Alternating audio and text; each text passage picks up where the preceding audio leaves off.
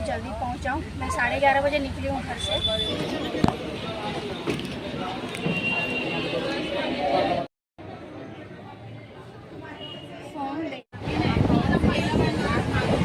एक को पूछेंगे तो दूसरा कुछ बताता है, दूसरे को पूछेंगे तो बोलते हैं तीसरे को पूछो, ऐसा। ओम नमः शिवाय फ्रेंड्स, कैसे हैं आप सब? आई होप आप सब बहुत अच्छे होंगे। मैं भी अच्छी हूँ और जा रही हूँ मैं बहुत ज़रूरी काम से। और बेटे का कुछ डॉक्यूमेंट का काम है, वो होगा कि नहीं होगा मुझे भी आइडिया नहीं है। तो मैं जो भी है मैं आपको आगे बताऊँगी, तो बने रहिए मेरे ब्लॉग में। ब्लॉग को जरूर एंड तक देखिए। और मेरे हस्बैंड ऑलरेडी जा चुके हैं वहाँ पर, तो वो वहाँ पर लाइन में खड़े होंगे और अभी मैं भी जा रही हूँ। इलेक्शन का जो फॉर्म होता है ना, अंदर उनके पास नहीं था ऑफिस में। उसके लिए उन्होंने बोला कि सामने वाला एक जेरोक्स वाला है, उसके पास आप जाइए। और वहाँ पर भी काफ़ी रश थी और खड़े रहने के बाद लाइन में इतने धूप में फिर हमें फॉर्म मिला।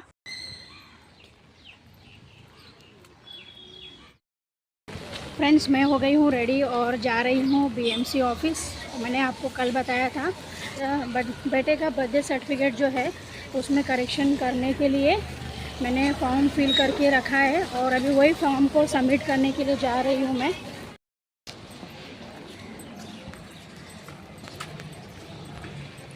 फ्रेंड्स, अलग से ही मौसम हो गया है, धूप लगी है और बारिश भी हो रही है।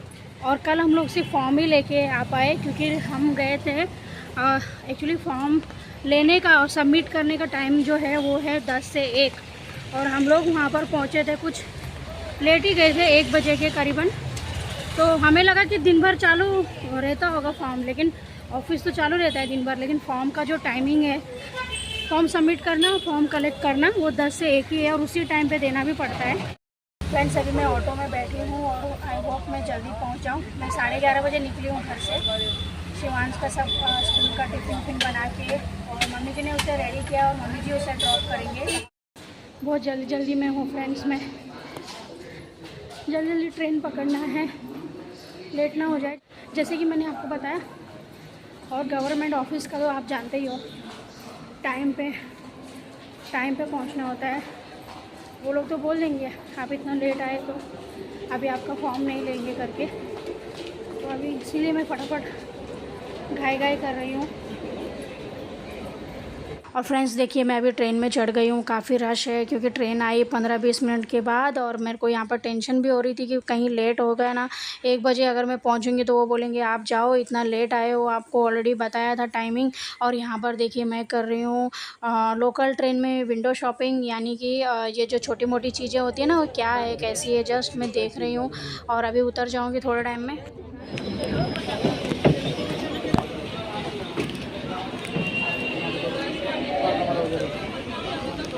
ये है पहला फॉर्म, इसमें आपको सारी डिटेल्स डालनी है, आप कौन सा डॉक्यूमेंट सबमिट कर रहे हो और नाम आपको क्या चाहिए, ओल्ड से न्यू नेम। और ये है डिक्लेरेशन, इसके साथ पेरेंट का फ़ोटो भी लगेगा एक।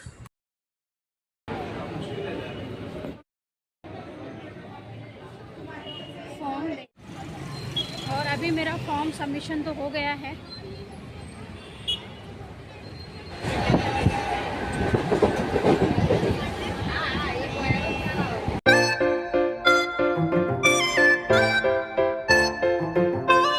अभी घर पे पहुंच रही हूँ, 2:30 बज रहा है। और क्या बताऊँ मैं आपको, बहुत मतलब वहाँ पे रश भी थी।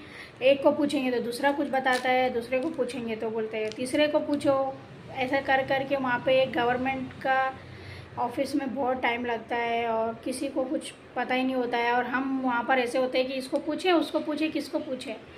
तो ऐसा नहीं है, सब पेरेंट वहाँ पे वही कर रहे थे, एक दूसरे को ही पूछ रहे थे ये लाइन कौन सी है। तो पहले मैं किसी और लाइन में लग गई, तो बोला नहीं ये वाला वो लाइन नहीं है, वो है फॉर्म देने। ये फॉर्म में जो नया फॉर्म ले रहे फ्रेश जिसको लेना है बर्थ सर्टिफिकेट, उसका लाइन है।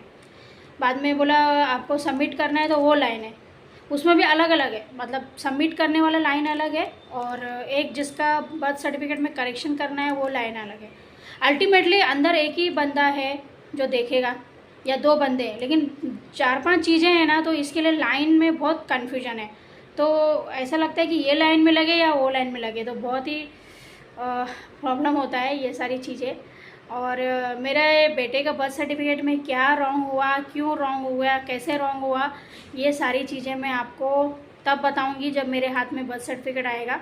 तो मैं चाहती हूँ कि मैं उस टाइम पे आपको अच्छे से बताऊँ, तो ताकि आपको भी, आपकी भी ऐसी कोई गलती हो गई है तो आप भी उसे सुधार सको।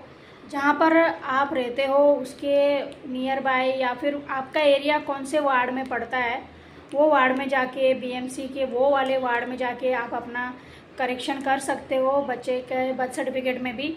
और वो भी जो मेरा करेक्शन था वो मैं आपको बताऊंगी। अगर उसके जैसे ही आपका भी करेक्शन है तो आपका हो जाएगा, तो इन्फॉर्मेशन आपको भी पता चल जाएगी। और अगर आपकी भी मेरे जैसी गलती हो गई है तो आप उसको करेक्ट कर सकते हो। एक्चुअली देखा जाए तो ना उनकी गलती है ना मेरी गलती है, ना मैं ना उनको बोल सकती हूँ ना अपने आप को बोल सकती हूँ। लेकिन अभी क्या करें, ये अभी नया नया रूल आया ना, इस वजह से ये सब हुआ है। तो जो भी है मैं आपको जब मेरे हाथ में बर्थ सर्टिफिकेट आएगा ना, उसके बाद ही मैं आपको अच्छे से डिटेल्स में बता पाऊँगी और आप समझ पाएंगे अच्छे से चीज़ों को। मैं आ गई हूँ फिर सर्टिफिकेट के लिए, और मुझे मिला या नहीं मिला वो पता चलेगा आपको नेक्स्ट व्लॉग में।